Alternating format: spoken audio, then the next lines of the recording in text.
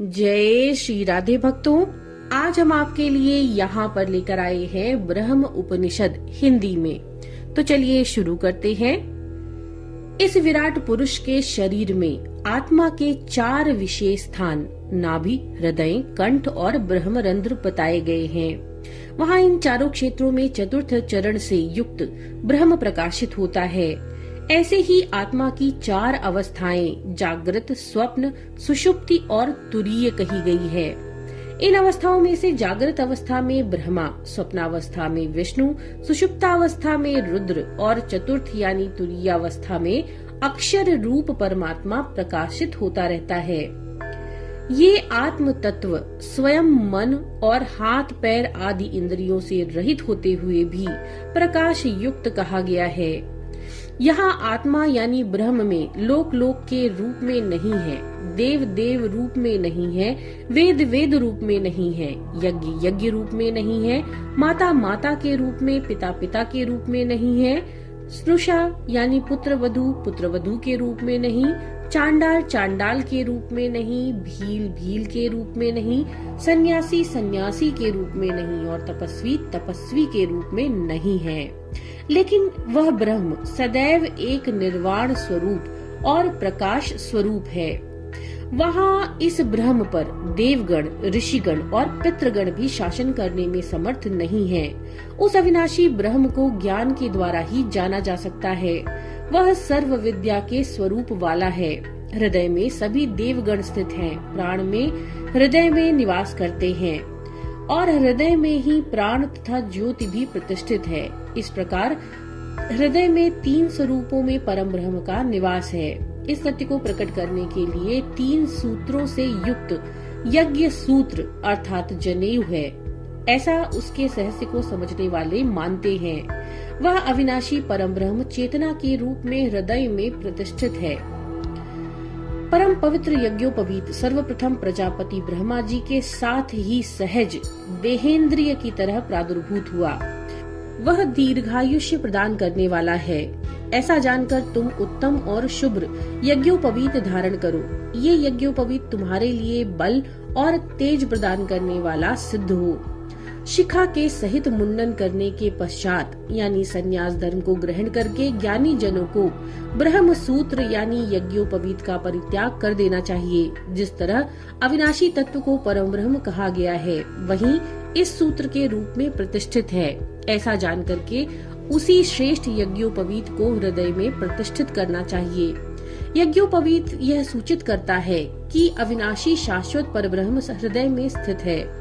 इस कारण से उसे सूत्र के नाम से जाना जाता है। ये सूत्र ही परम पद है। इस परम पद रूपी सूत्र को जिस मनुष्य ने जान लिया, वही ब्राह्मण वेद को जानने में समर्थ अर्थात पारगामी होता है। जिस प्रकार सूत्र रूपी धागों में माला के रूप में मड़ियों के दाने पिरोए जाते हैं, उसी तरह अविनाशी ब्रह्म में ये संपूर्ण जगत गुथा हुआ है। इसीलिए इसे सूत्र कहा गया। तत्वज्ञानी और योग में निष्णात मनुष्यों को इस सूत्र रूपी ब्रह्म को हृदय में प्रतिष्ठित करना चाहिए। इस श्रेष्ठ योग रूपी ब्रह्म सूत्र को धारण करने वाला विद्वान मनुष्य ब्रह्म सूत्र का परित्याग कर दे। ब्रह्म स्वरूप को जानना ही सूत्र समझना है। इस ब्रह्म सूत्र को जो भी मनुष्य धारण करता है, वह चैतन्य स्वरूप है। इस ब्रह्म रूपी सूत्र को धारण करने से व्यक्ति न उच्छिष्ट होता है और न ही अशुद्ध। इस शाश्वत ज्ञान रूपी यज्ञोपवीत को ग्रहण करने वाले मनुष्य के हृदय में ब्रह्म रूपी सूत्र स्थित रहता है। इस प्रकार के ही मनुष्य ब्रह्म रूपी सूत्र के वास्तविक स्वरूप को जानने वाले होते हैं।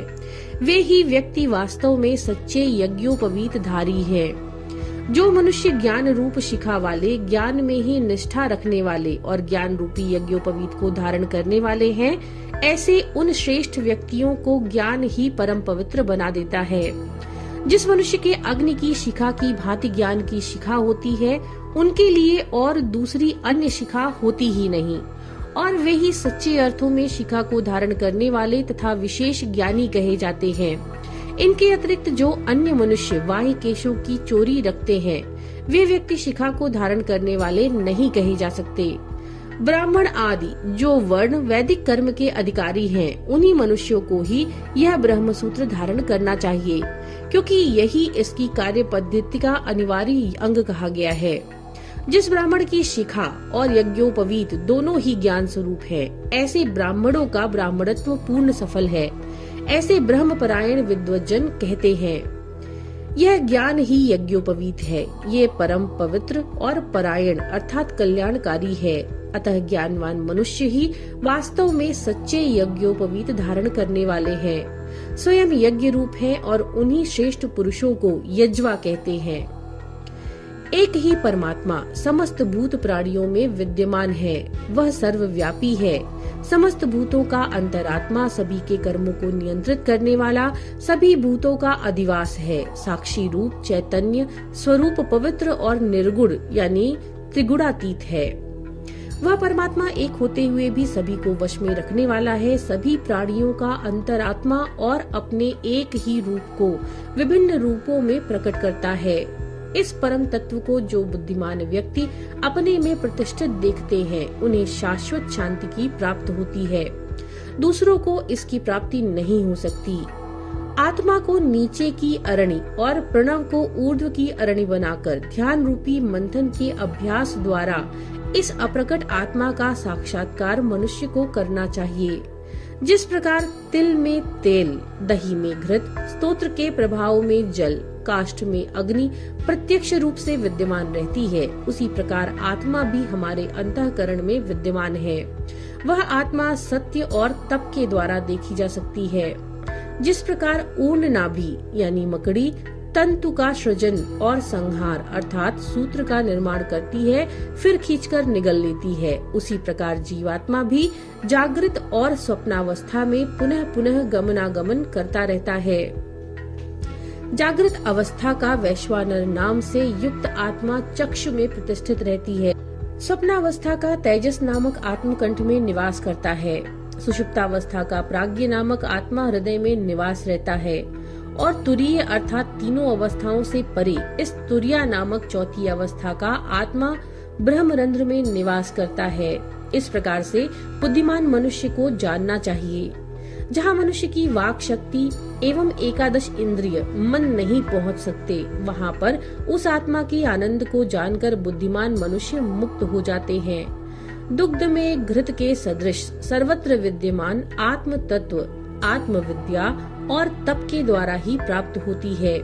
यह आत्म ही स्वयं ब्रह्म है और यही उपनिषदों का परम पद अर्थात परम ब्रह्म है। तो भक्तों, ये था ब्रह्मोपनिषद हिंदी में। नमो नारायण।